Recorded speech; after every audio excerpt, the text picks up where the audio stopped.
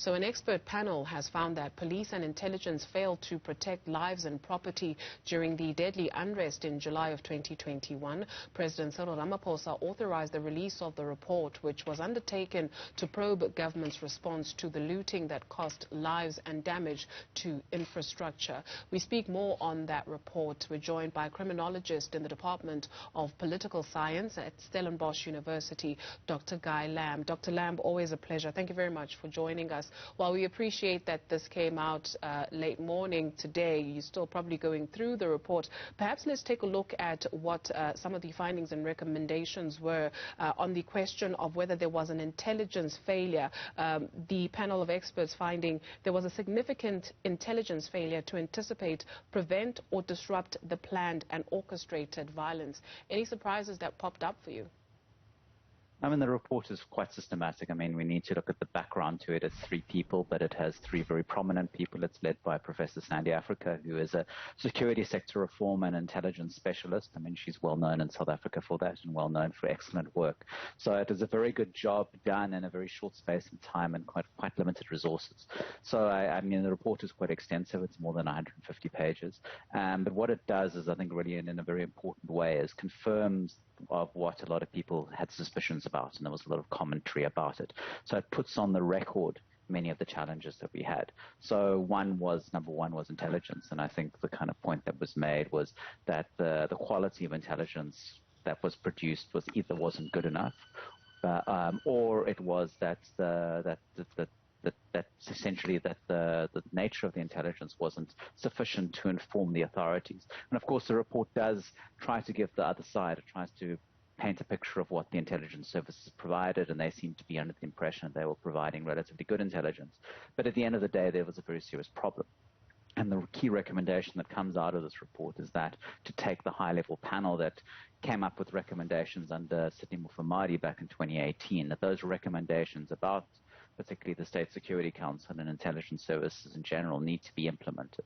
And that process has started now, thankfully. We've seen the SSA moving to the presidency, falling under the minister in the presidency, and we're going to start to see a process of reform happening.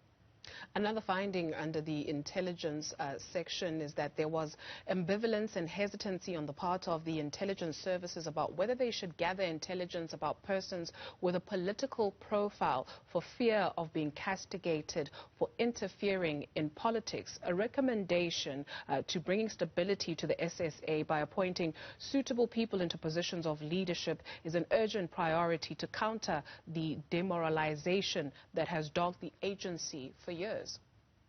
I mean, that's an absolutely kind of point, absolutely important, critical point, because it became such a politicized agency. It kind of started to support certain factions, certainly up until about 2018. Then that changed, and then you had the sort of situation of around, well, if you do get involved in politics again, there will be consequences as a result of that.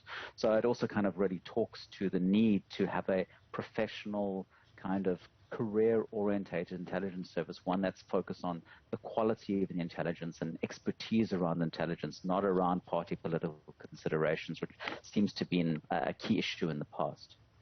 On the issue of why police failed to prevent the violence, their findings include the differences in opinion between the Minister of Police and the National Commissioner about whether the police did enough to prevent the violence.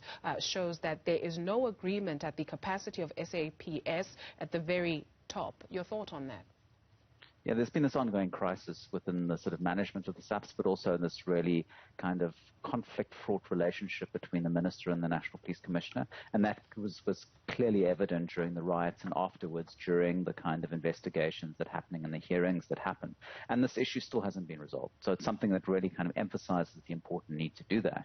But of course, it spoke to other issues around what happened in July. It was about, the police not necessarily responding poorly, but having, being unprepared for it, not having the necessary intelligence. And the report does spend quite a bit of time focusing on crime intelligence and the fact that there'd been kind of 6 key members at a senior level who'd been suspended, and crime intelligence appeared to be dysfunctional at that particular point in time. So, so this relationship between the Minister and the National Commissioner is an issue, and it's still a very real issue as we see these IPID cases at the moment. But it's also about the need to focus on crime intelligence and bring about key reforms there and stability and have kind of very strong kind of safety-oriented leadership there.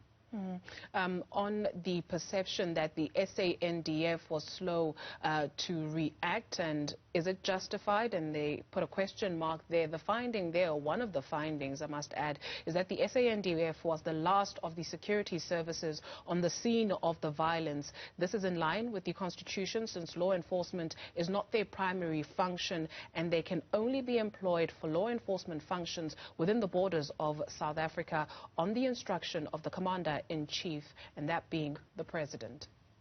Yeah, I mean, it's kind of in these kind of situations, they cannot be deployed instantaneously or immediately. It requires the President to write a letter to Parliament. It requires the President to give the order for that to happen. And typically you want the police to do their job. That's their mandate to do. I think the report did paint quite a positive response. It said when the military did arrive in certain areas, it brought about stability.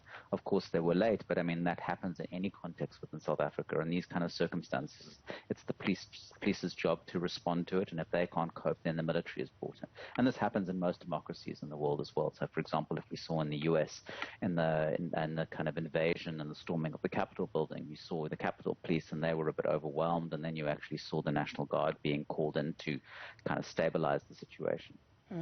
I think finally for us, a recommendation that really stood out for me was that government should pay close attention to the issues of poverty, underdevelopment and inequality. While we accept that the issues are top of mind, there does not seem to exist a clear plan with budgets and a timetable to effectively address this matter.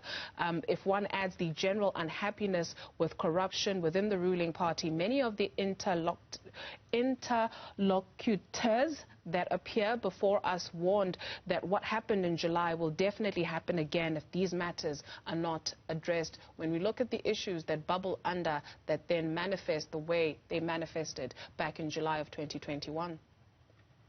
I mean, the term interlocutors, I even struggle to say it too.